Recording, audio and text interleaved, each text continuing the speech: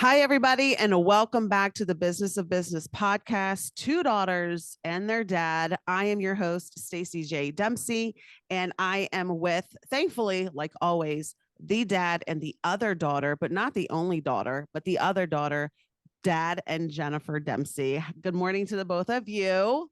Good morning. Morning. We are so professional now. We are back in the studio with our microphones so that our listeners can hear us loud and clear. I want to break out in song for some reason. I don't. Well, listen, this thing comes off, so I know. I might have to hit it with a duet here at the end. I don't know. We'll have to see what's going on. But welcome back. We want listeners. Maybe we better not. That's right. But welcome everyone to season 5. We are rocking into another season. It's amazing that we are, as my children would say, we are a whole hand now old. So congratulations to Dad and Jennifer. You guys are amazing. I'm so grateful that we get to do this together. But here we are, season 5. And today we want to talk and just kind of do a little recap of all of the really the fun things that we've talked about and some of the not so fun things that we've talked about this past season. But before we kind of roll into that, today we do want to talk a little bit about what are we doing for the holidays when it comes to our businesses and how we can show appreciation to our clients, our customers, and even to our teammates. And what does that look like? So I know that Jennifer had something just radiating off of some brainstorming that she has done. So I want to start with Jennifer on what she has to share with our listeners. I mean, I always have the best ideas. Come on. So this is true. Nugget alert. Selfishly, I'm so grateful for this podcast because getting together with you guys and just talking about ideas and what's going on with each of us individually gives me ideas. And so I want to make sure that I point out to our listeners that a great resource, even from talking about this topic last year, we were sharing kind of what we do inside of our own businesses with maybe client appreciation gifts around the holidays with our employees. And so last year, because of that conversation we had on the podcast, I did something new. And I want to share with our listeners, Penscom has been a wonderful resource for me and my business. And it hasn't been, it's not overly expensive. So we were able to kind of pick our top 10 customers inside of our business and send them calendars. And, that was the first time I did that. And we had just a wonderful, the clients really appreciated it. And we sent them through the mail. I know that's like foreign to us anymore because who sends anything with a stamp on it? So definitely check out that website. I use that website to get pens with our names on it, obviously with these calendars with your logo on it. So just really a great resource, and it doesn't, break the bank. So I obviously am not in a position to send all 300 customers something through the mail, but hopefully, this can be encouraging that you can do something. Maybe it's not for all of your clients, but you can, definitely share the love around the holidays to your clients without breaking the bank. So check out that pens.com. It's been a game changer for me in my business. Well, that's a great resource, Jen. I'm glad that you shared that today. And actually kind of, it brings to mind maybe an idea for entrepreneurs that, as your business grows, that sometimes when we look at trying, that we want to give something, particularly during the holidays to our clients and our customers, that sometimes it doesn't always have to be, say, the clients that pay the most, but perhaps we set some other parameters, like maybe the clients that have been with you the longest. And maybe those are clients that they come in 4 times a year. But, you can set some parameters around, who you would like to, give to if you're not able to kind of do something for everyone. And I like that you said we put it in the mail, because quite honestly, what the thing that popped into my mind is the things that I have kind of been a little surprised and maybe appreciated the most was something that I got in the mail that I wasn't expecting, that I know behind that it took someone's thought, and energy and time to make that happen. And so, yes, obviously we love to use things, on the internet and email and all of those things.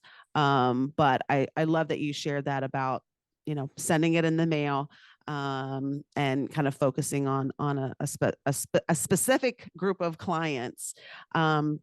But this can be an interesting, it can be interesting when you start to want to give something to your clientele. And I know here in our office, we have done a plethora of different things that we've tried over the years. And so, Dad, why don't you share with our listeners a little bit about kind of what we've done here in the office, maybe what worked, what didn't, and kind of the parameters that we've used in the past.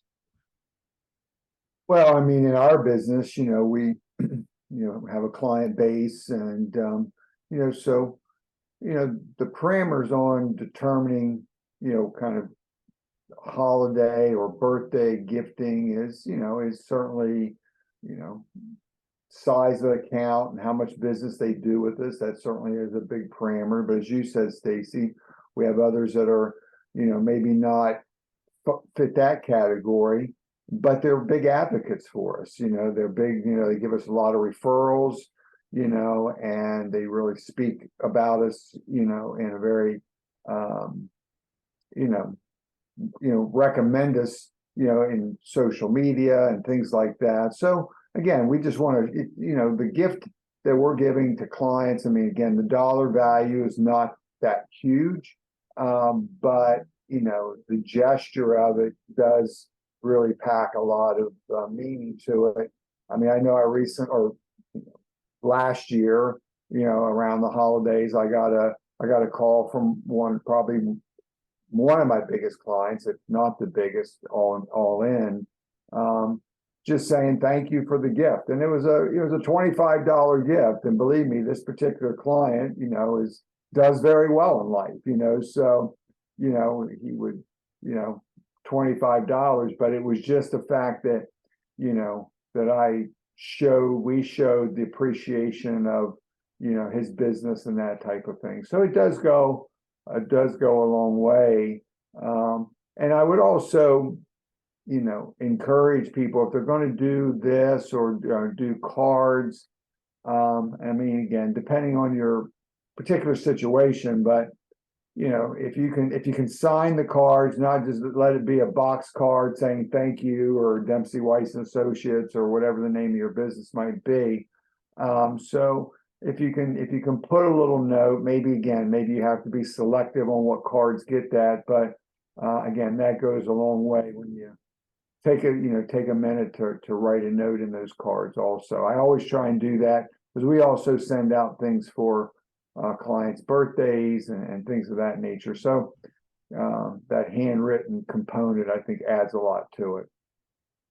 Yeah, absolutely. And, you make a great point, Dad, that, sometimes there is a pressure to feel like we have to do something towards the end of the year because it is the holiday season. However, that's not necessarily the case. Sometimes that thoughtful, the card or the birthday card or an anniversary card, that kind of comes unexpected throughout the year.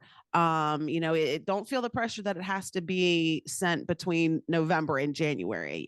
There's other things that we can do to show appreciation.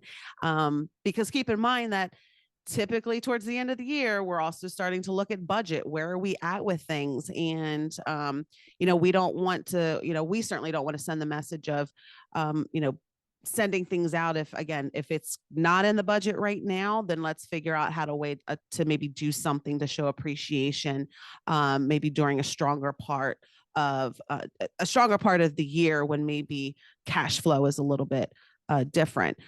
And so before we kind of go into the recap here of season 4, I also did want to just touch on, what are we doing for the team? Because I know that for us, we've done a plethora of things over the years, and the team gatherings for end of year, some of the favorite ones are also have been probably the least expensive ones. And so, Dad, why don't you share with our listeners what that is? Yeah, we've done, holiday parties, different types, over the several years. I mean, we've done, the evening holiday party where, spouses and friends were invited along with the employees. We've done luncheons. But like you said, probably the most popular one is our Christmas. Have done Christmas bowling parties where we close the office a little early, before Christmas, one day before Christmas, and head to the bowling alley, and we ran out half the bowling alley and bring in pizza and wings and just snack foods and just have fun. And it is a way to kind of just let your hair down, so to speak, and be vulnerable because most of us aren't very good bowlers, or we bowl once a year, and that's the Christmas party. So you can have a lot of fun around those things where, again, I mean, gathering in a more formal way is nice. But,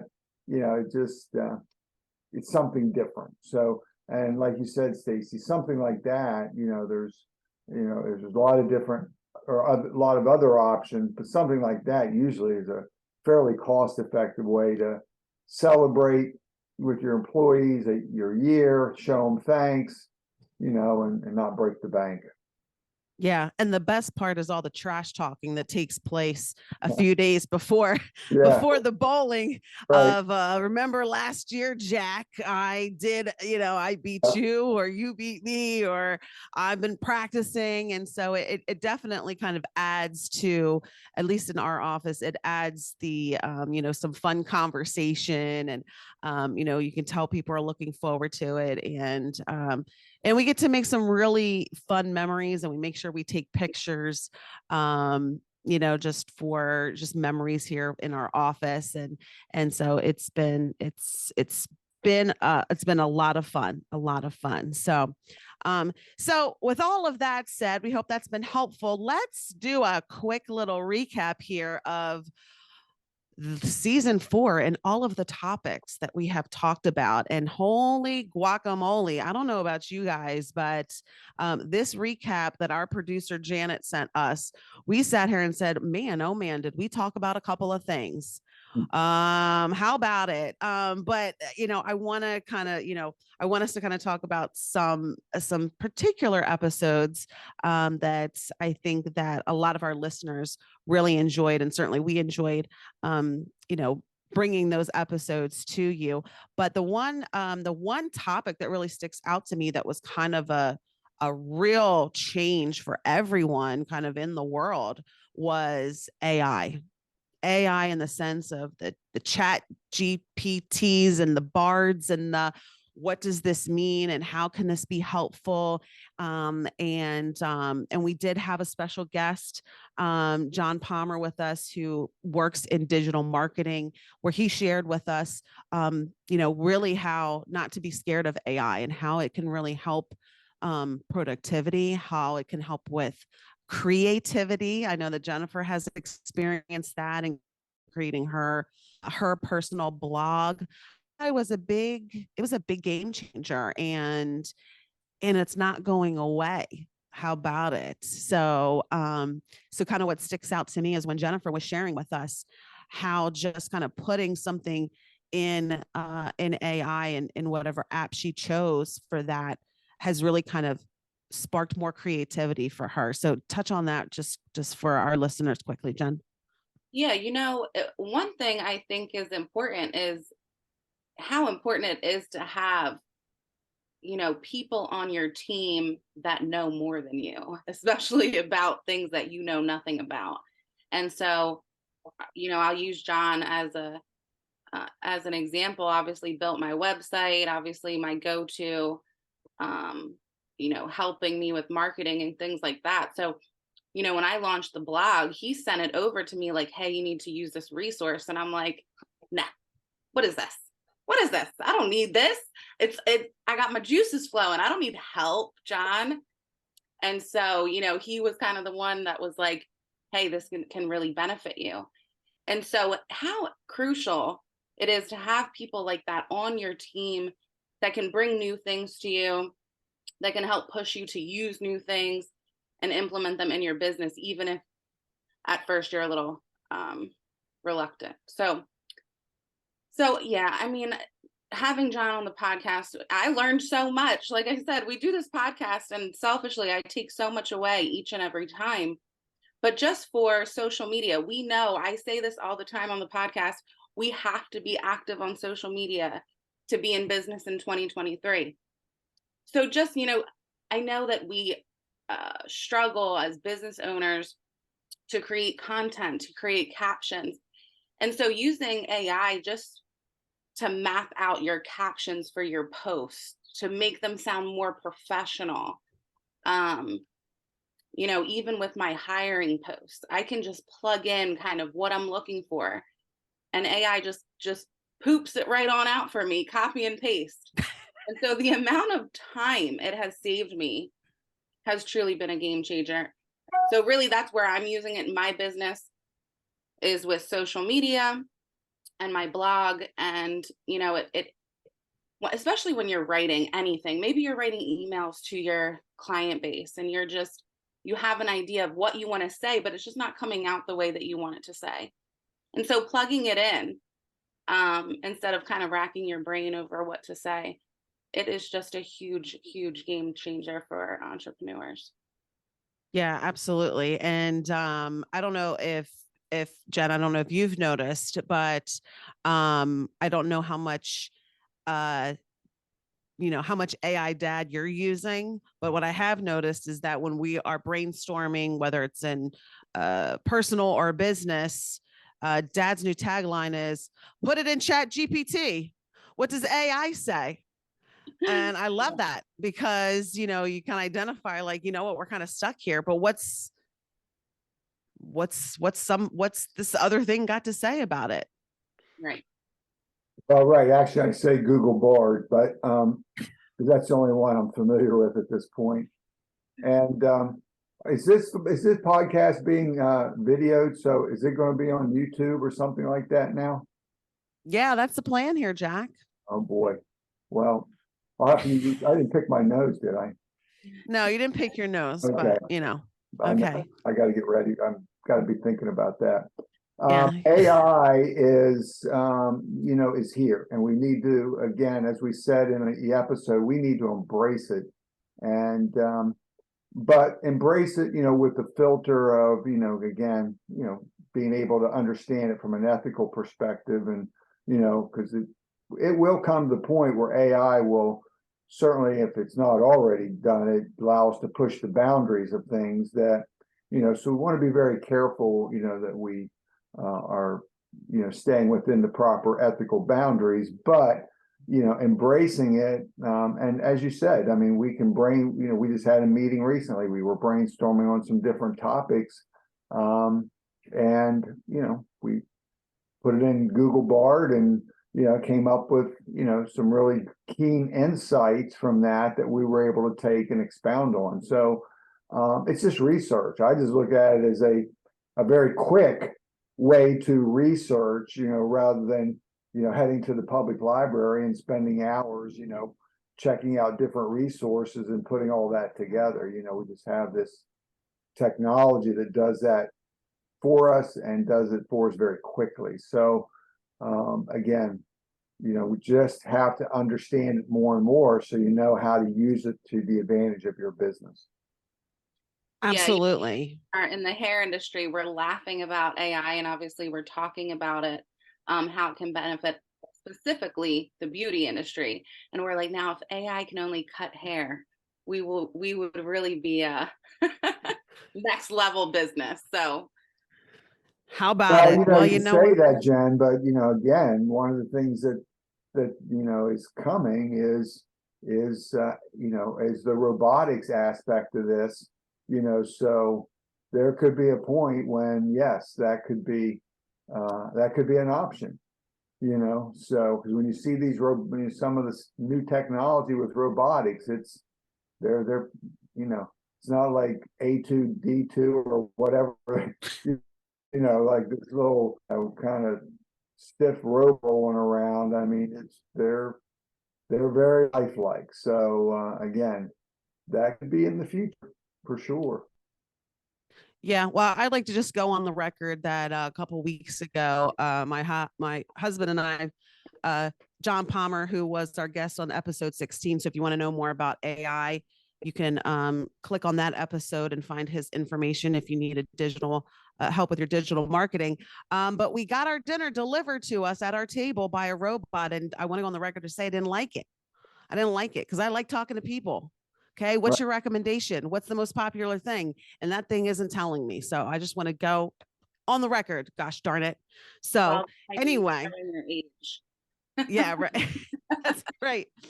So rolling right into special guests and whatnot, I can't help but think about our guest Hannah Connor, who runs a family farm with her husband and small child out in Cream Ridge, New Jersey. And just having her on as a guest really kind of, I think, brought at least to ourselves and hopefully our listeners experience just kind of the evolution of kind of what happens when you take something that you have studied, something that you have found that you enjoy doing. You have also identified kind of a need or a want in the market where people are wanting more education about where their food is coming from and how they are working hard in building their family farm, and their foundation is really kind of their mission. It's educating people about where their food comes from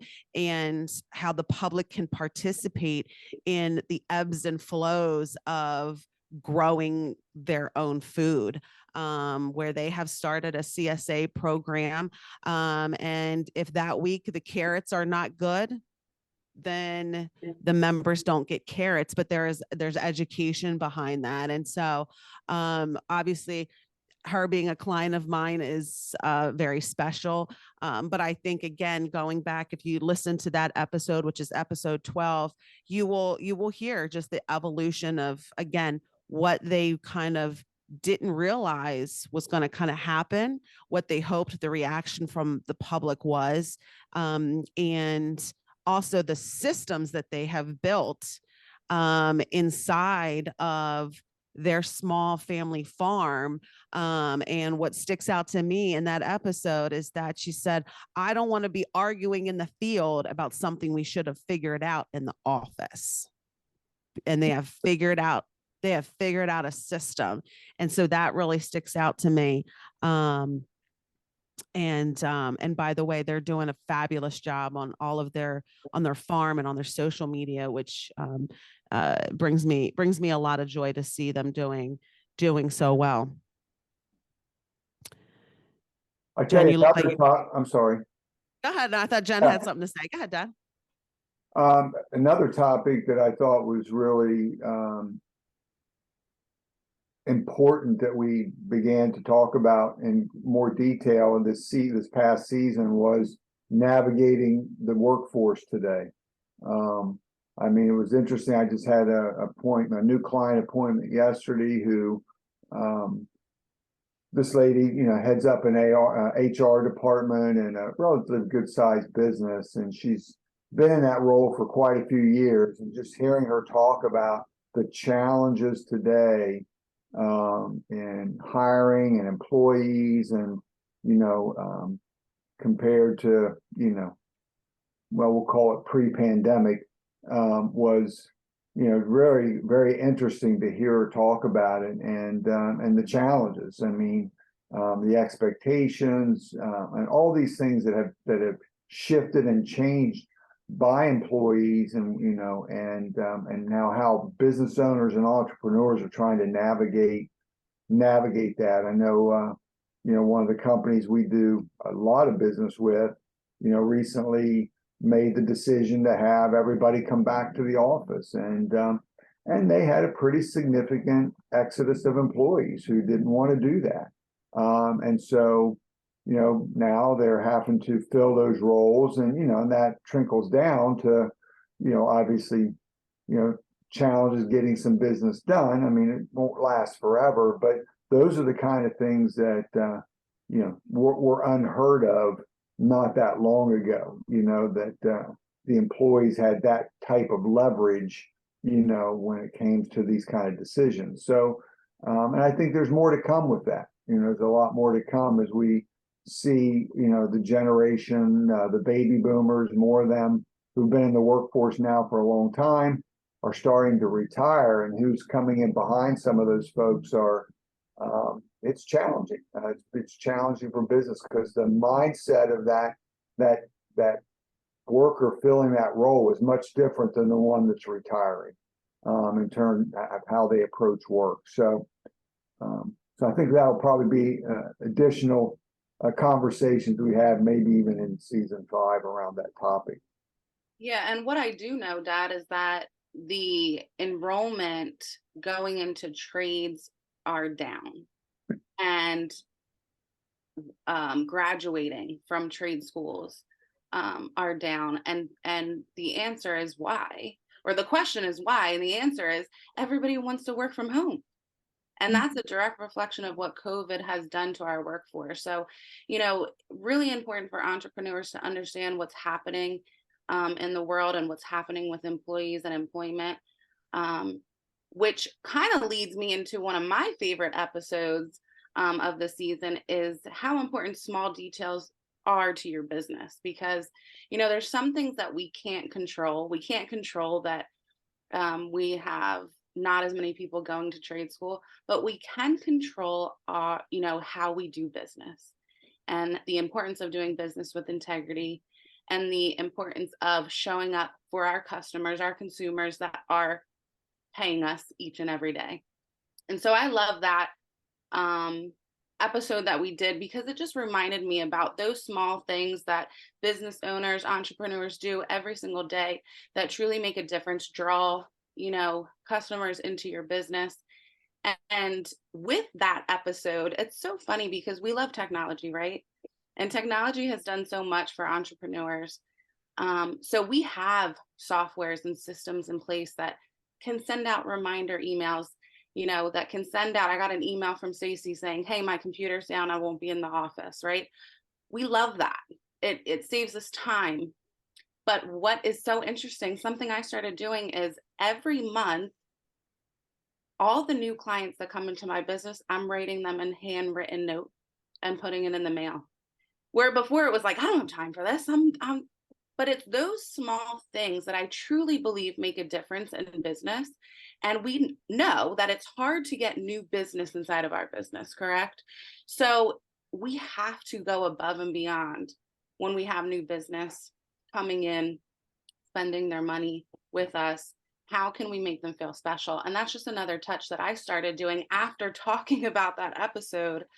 And again, on average, I have a goal set of 40 new guests inside of my salon each month. And, it might be 30, 35. And between me and my assistants, we're writing those notes. And hey, here's $10 off your next visit, because we want them coming back in. We want them to know that we appreciate them. We appreciate them doing business with us instead of, the salon down the street. So those small details truly make a huge impact. Yeah, absolutely, Jen. And I'm so glad that you used the word goals, because I know in season 4, we talked about goals in different aspects. But kind of also what comes to mind is having goals and having systems that can support those goals. So, what you've just described right now is I have a goal, and this is the system I'm going to use to do it. And I would also assume that you have probably scheduled it out in your, you've put time aside in your schedule that this is when it's going to get done, probably on a day that the salon is closed. But, but we've talked a lot about, setting goals, of course, but then also having the systems in place that can help us with those goals. And I would have to say that if there's any topic that dad wants to stress home more about, it's going to be systems. I wish we could like do a replay of all the times in season 4 alone that dad was like, systems. You've got to have a system. We'll get there one day. But yeah, the systems are absolutely crucial to everything that our businesses do. Dad's itching. I can see his lips puckering up. He's ready. Hit him, Jack.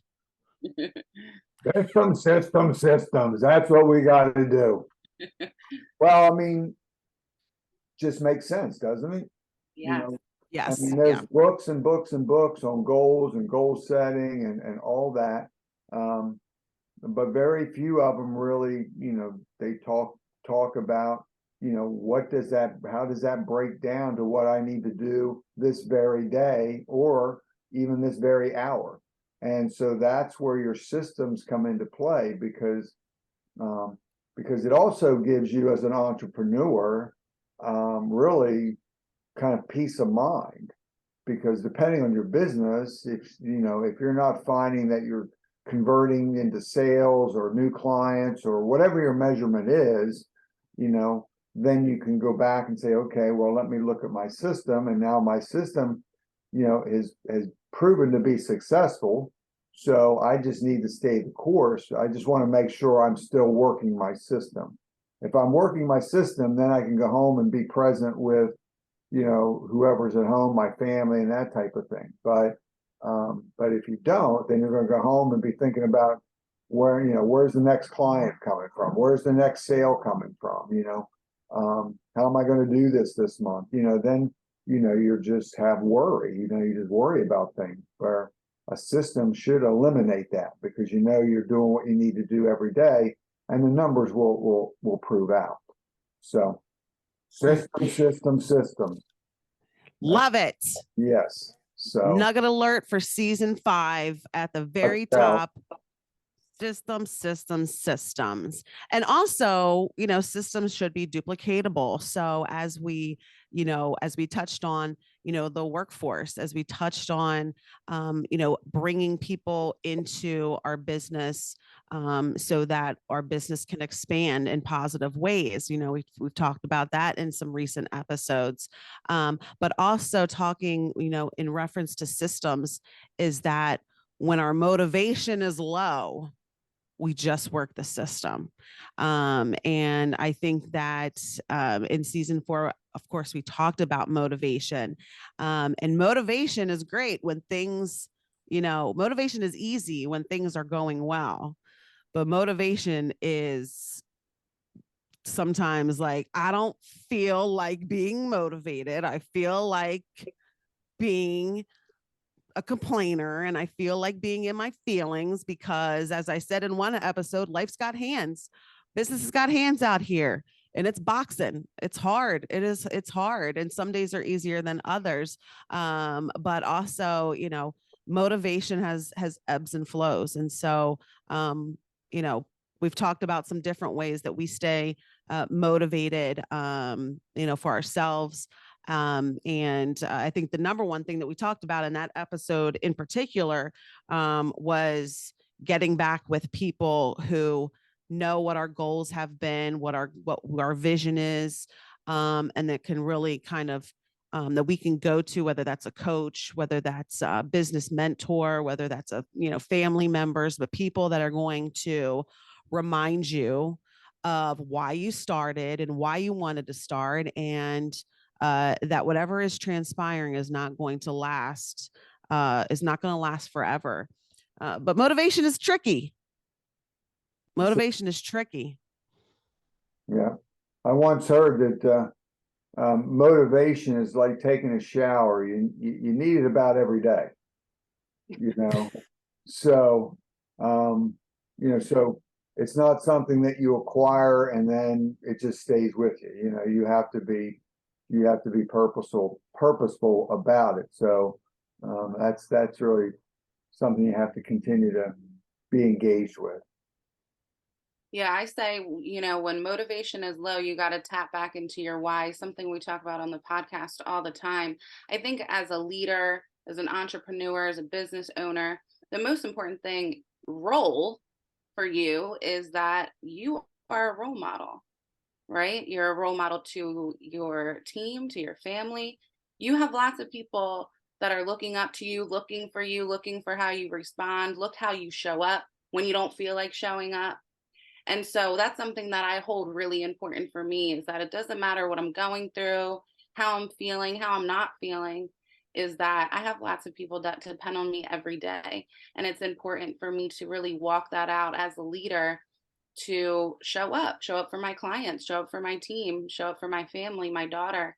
And that's really what's important to me, is to try and really be the best role model inside of my business that I can be, even when you don't feel like it. Yeah. And then thankfully, Jennifer has someone like me that she can come to and be like, no, I'm quitting. I don't care what you say, Staci. I don't care that you're my older sister. I don't care. And and I'm over here like, okay, well, why you don't care, I will care for you. And I You'll will just tell start you what the you, conversation like, I don't want you to solve my problems. Can you just be mad with me for a second? She's like, okay. of course. Okay, now let's start problem solving. I stop trying to solve my problems, big sis. Just be mad with me for a second. Let's cry. All right, now let's get over it. But That's right. yeah. No problem. I can be big mad with you. So, but yes, motivation, definitely got to have it a little bit every single day. I'd like that saying that you said about the shower, Dad, because I know about 3 days of me not showering, funky mess over here. It's a Yes, funky mess. How yes. about it? Okay. We It don't would want all that. be And a funky mess after 3 days. listen, I'm telling you, yeah, it's not good. And no one wants to be around me. So we can't have that. But yes, we want to encourage all of you guys to go back and take a look through of this past season 4. I mean, we talked about so much: AI, culture, motivation, goals. We had 2 excellent guests. And we just feel like we hope that someone out there can find some value in it. And rolling right into season 5, we hope you guys are excited. We're excited. We're working and brainstorming on some really great things. And so we just hope that also, if you guys we would love for you guys to go check out our Facebook page, where we have some items out there that can help you with, if you want to do a vision board. We have some resources for some books and things like that. So be sure to check us out on our Facebook page. And so wrapping up this wrap up, and here we go into season 5.